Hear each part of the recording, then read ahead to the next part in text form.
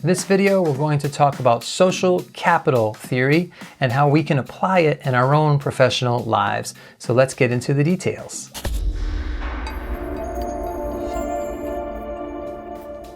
Hey there, welcome back.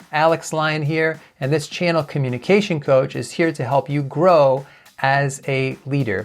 And in this video, we're going to talk about social capital, specifically Robert Putnam's approach, then Pierre Bourdieu's approach, but ultimately I want to talk about practical applications because this concept has real use when we talk about our own careers as leaders and as professionals in the world.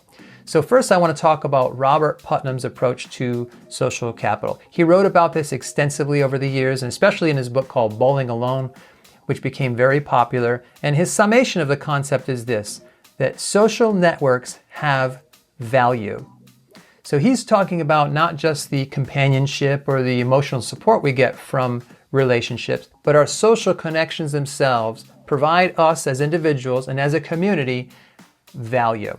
So what exactly is he talking about? Well, let's break down 4 of the ways that we get value out of our social networks. And he mentions these on his website, robertdputnam.com. And I'll put links to all these resources in the description below the video so you can look at those on your own.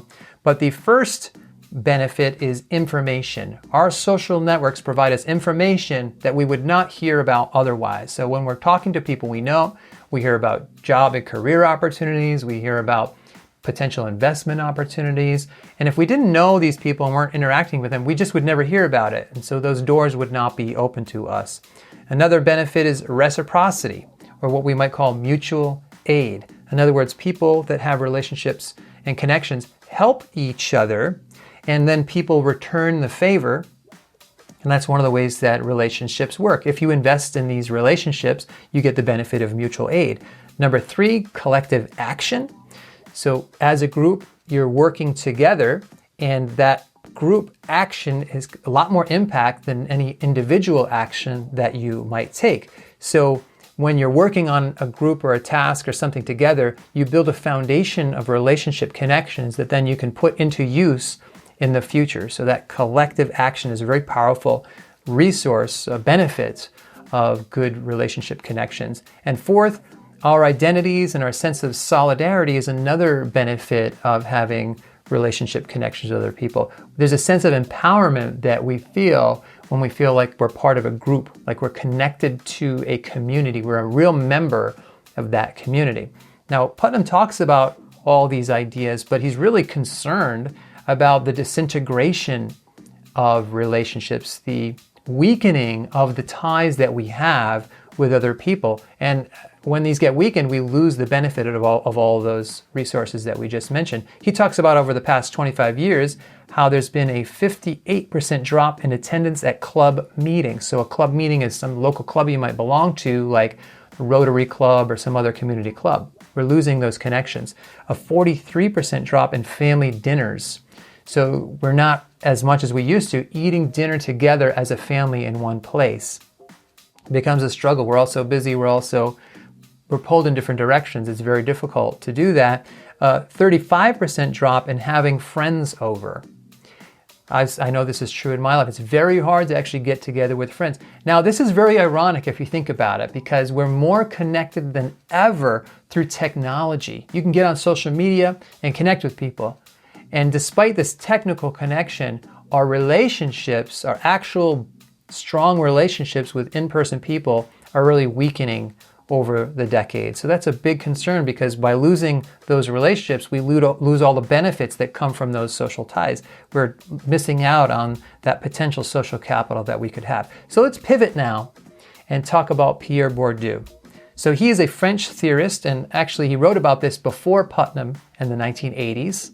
And he wrote about it extensively in articles and books. I actually cited him frequently in my dissertation and in several journal articles that I published. And his look at social capital is described this way: the collection of resources or potential resources that our durable network of relationships connect us to.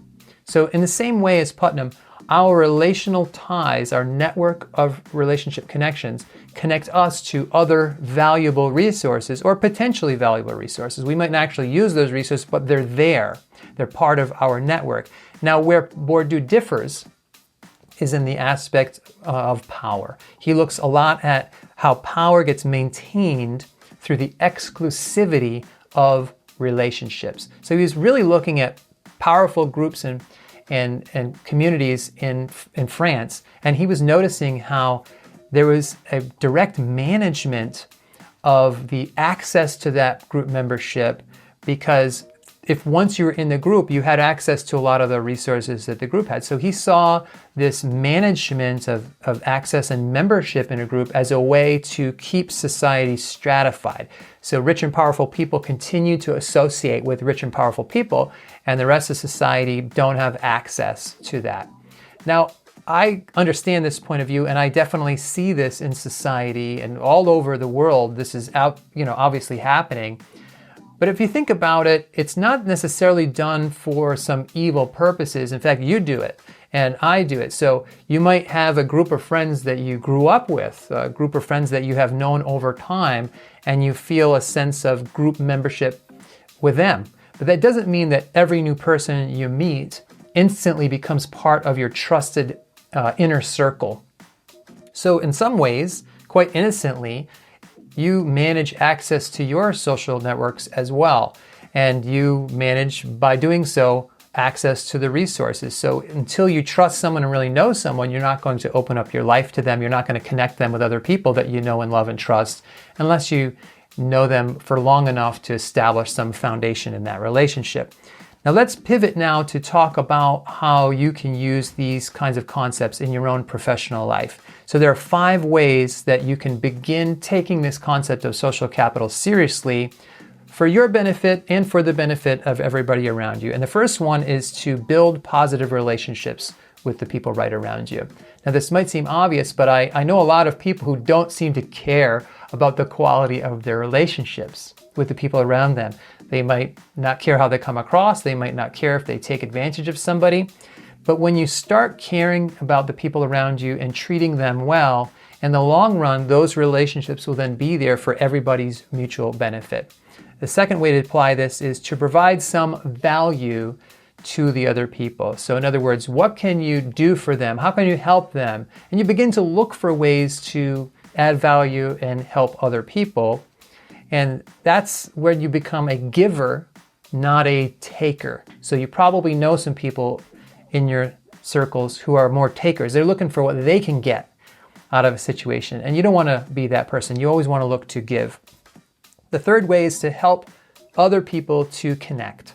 So you might not have any direct help that you can really offer a person that you know or meet, but you might be able to connect them to somebody who can. So I have a good friend who's really into real estate and he knows everything about it, but he doesn't really help me directly. If I have a question, I text him or call him and he almost instantly gets back to me and connects me to someone who can help me, like a contractor or a plumber, someone that can help me with an important question. So by connecting me to other people, he's investing in his relationship with me. So that's another way you can help people out. You might not have anything directly to offer, but connect them to the people that can help them, and you become a part of the solution. You become an important part of that social network. The fourth way is to collaborate. So when you're working with people, even on somewhat ordinary jobs or tasks or projects, you build a foundation of trust and working knowledge with each other. And then those relationships will be there later if you need to pull another team together for a future project. So think beyond any one project and how this can help for future projects, future mutual aid and collective action. And number 5, never take advantage of other people.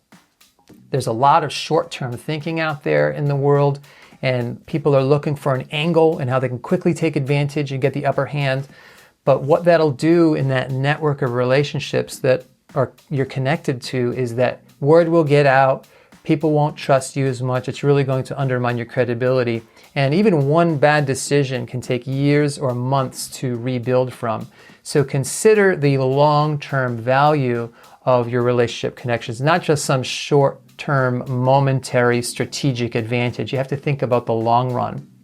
So those are some of the tips and ways that we can apply this theoretical concept to our own professional lives. So question of the day, how does social capital apply to you as a professional? I would love to hear your comments, possibly your questions, in that section below the video, and I look forward to reading those. So thanks for tuning in. God bless, and I will see you in the next video.